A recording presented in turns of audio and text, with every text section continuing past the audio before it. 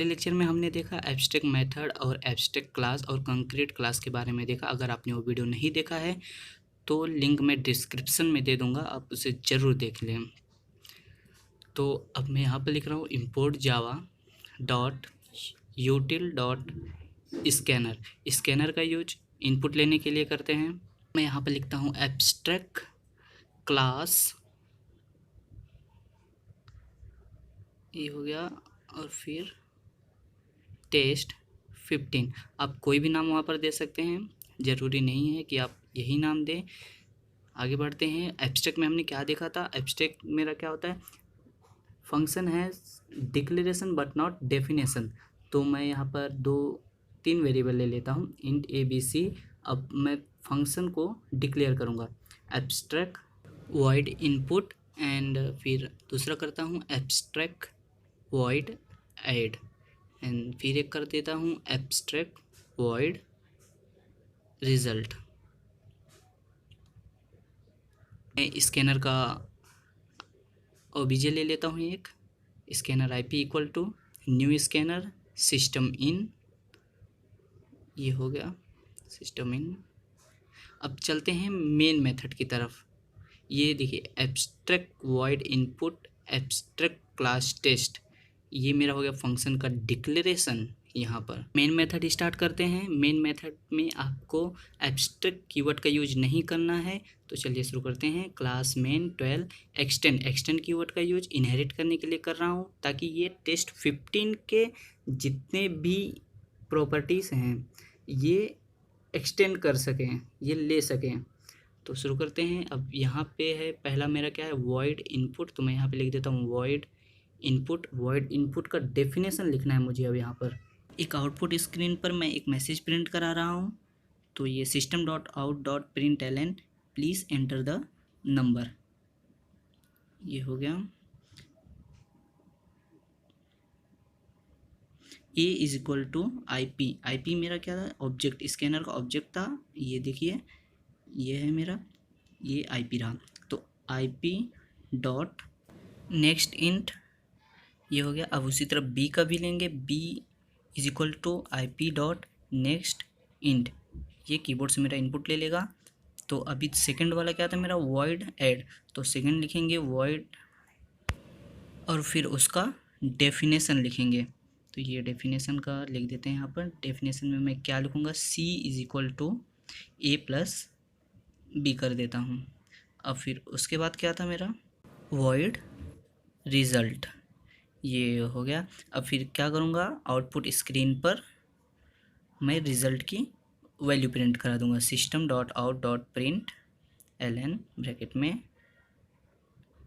Addition is equal to, तो हम कोई वैल्यू प्रिंट कराते हैं तो %d का यूज नहीं करते हैं, यहाँ पर प्लस का यूज करते हैं। तो ये प्लस सी लिख दिया। ये प्लस सी जो है मेरा क्या करेगा, आउटपुट स्क्रीन पर सी की वैल्यू प्रिंट करा देगा। तो ये हो गया। अब ऑब्जेक्ट बनाते हैं इसका, पब्लिक स्टैटिक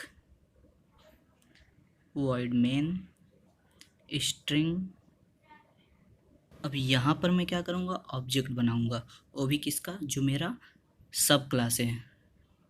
तो ये रहा मेरा सब क्लास, क्या है मेरा, ये रहा क्लास मेन 12। मेन 12 क्या है मेरा, सब क्लास है। तो इसी का मुझे क्या करना पड़ेगा, ऑब्जेक्ट बनाना पड़ेगा। मेन 12 में O P is equal to new main 12, ये लिख देता हूँ।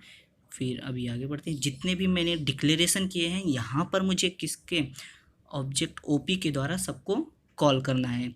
Wide result, void add, void input, जो भी है सब, void input, void add, void result पर लिखते हैं O P dot input, O P dot add, O P dot result, ये हो गया। अब प्रोग्राम को सेव करते हैं। ये हो गया। ध्यान रहे आपको उसी नाम से सेव करना है जिसमें आपने मेन मेथड लिखा हुआ है। तो मैंने मेन मेथड किस में लिखा हुआ है, मेन 12 में। तो इसका नाम मेन 12 डॉट जावा करके सेव कर देता हूँ। मैं आपको दिखाता हूँ कि मैंने फ़ाइल कहाँ पे सेव किया। ये सी ड्राइव ओपन किया, फिर यहाँ पे मैंने एक जावा प्रोग्रामिंग करके फ़ोल्डर बनाया, ये रहा। ये इसको ओपन करता हूँ। अब यहाँ पे देखिए मेरा प्रोग्राम कहाँ सेव हुआ है, ये टेस्ट मेन 12 ये रहा। तो आइए CMD में इसको रन करके देखते हैं। तो शुरू करते हैं। यहाँ पे आपको लिखना है cd/cd जावा प्रोग्रामिंग, एंटर करना है जावा, और फिर जावा सी मुझे कंपाइल करना है, तो जावा सी main12.java। तो ये देखिए एक एरर आई, तो यहाँ पे स्पेलिंग मिस्टेक है पब्लिक की, तो इसको सही करते हैं। सही हो गया, तो इसको सेव करते हैं फिर से इसको रन करके देखते हैं। जावा सी main12.java,